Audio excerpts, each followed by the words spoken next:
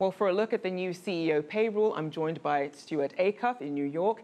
He's the former organizing director at the American Federation of Labor and Congress of Industrial Organizations. We also welcome Eric Marquardt. He's a partner at Pay Governance and joins us live from St. Louis. Thank you for joining us. Thank you. Thank you, Rachel. Good to be with you. Now, Stewart, I'm going to start with you. The SEC already requires public companies to reveal CEOs' full compensation packages. So that's salary, bonuses, and other perks, which is a much larger number. And that didn't seem to curb high CEO salaries. So what does adding this new comparison with median workers actually achieve? Well, arguably, the biggest problem we have in America is the tied together triple threat: growing poverty, stagnant wages, and exploding CEO and upper income gains. This rule will allow workers and investors and shareholders to see how their CEO pay stacks up against their workers. And it is one step towards dealing with the massive inequality gap that we have in America. It's a step. It's not complete, but it's a very important step. And Eric, I'm going to bring you in here. Would you say that that's a fair assessment? Well, I think that, we have in this CEO pay ratio, Rachel, a policy decision that the government is exposing investors to a new set of data. I think it still remains to be seen how this information will be used, and I think it may take some time before this information and how it can be used is determined. I think right now the corporate standard has always been whether jobs are paid competitively and whether they're paid for performance. But this brings in a new internal ratio as a third standard for both investors and management to think about. So Eric, let's say you're an employee, and with this new rule, now you know what your boss makes. What are some of the benefits for employees to have this knowledge? Well, I think, it's Rachel, very important for if I could speak to that as a union man, it's very important for workers to have this knowledge. For one thing, they can decide that they need to organize a union because they're getting ripped off by their employer. For another thing, we can't expect to make the policy changes we need to make in America to lower the income and pay gap between the rich and the rest of us if we don't have the information about it. And this gives us all more information upon which to develop new policies that we have to bring our income and wage gap closer together, more like the rest of the world. And Eric, would you also say that is it all just benefits, or can there be some problems with having too much transparency? Well, I think two things, Rachel. One is the top 5 executives' pay is already transparent through the proxy. What this actually does is makes the rest of the workforce aware of what the average employee's pay is, which is the information that up until this point has not been particularly available or relevant to other investors. And I think it will be some time before this ratio starts to take on meaning for people because it is such a high-level type of information. So, I think it remains to be seen, but I don't think it's fair to say that Rachel, CEO pay is not transparent.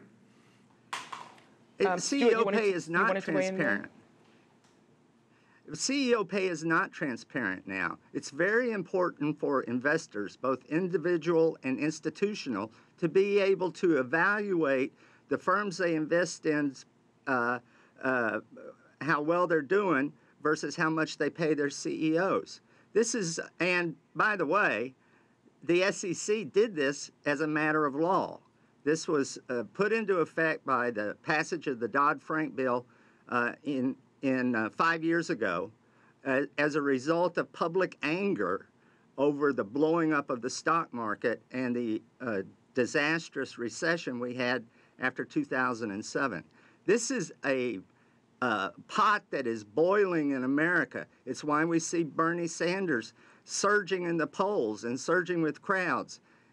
Americans want to know what to do about their flat wages and their bosses' expanding wages, and what to do about an economy that is stuck because we don't have enough pay at the grassroots of the economy. Now, Stewart, I do want to bring in Eric here, because the people who actually determine these salaries, your corporate directors, your shareholders, they're not the ones complaining about the CEO salaries. So how does making this now a rule actually end up making a difference? Eric? Well, I think a couple things, Rachel. The standard that you typically see in the boardroom is an alignment of pay and performance.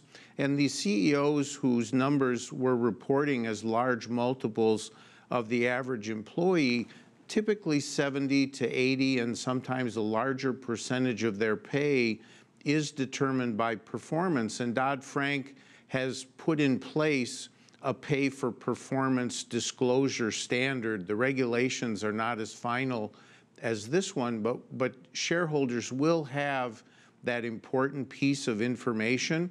I think, as our guest also said, this is more to address the issue of pay inequality, which is a different issue and one that has not typically been in front of investors. Their focus has been on competitiveness of wages and the alignment of wages with performance.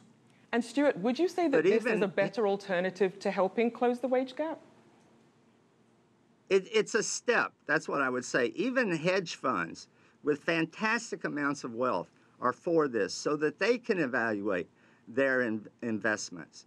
And the public has to have this information so that we can develop appropriate policy for dealing with the vast income gap between the rich and the rest of us. It will do nothing to hurt anybody. It will let Americans know how much of our money is going to the top 1% of the top 1%. And my final point is, the CEO pay is not based on the market, unless you think the market is a handful of people who share executive board positions and board of directors positions across different firms. This is all a made-up deal, an inside deal, and it's time that it gets fixed. And Eric, as we're wrapping up here, some of these companies have been saying that this rule puts too much of a burden on these publicly traded companies. Just as we wrap up here, would you say that's fair? It is, and particularly companies doing a substantial amount of business outside of the United States, Rachel. That will make it very difficult. And this is a pay inequality issue, but the definition of pay includes employees around the world. So it somewhat, I think, clouds the quality of the information that's being reported here. Well, we'll have to leave that there. Stewart Acuff and Eric Marquardt, thank you so much for joining us.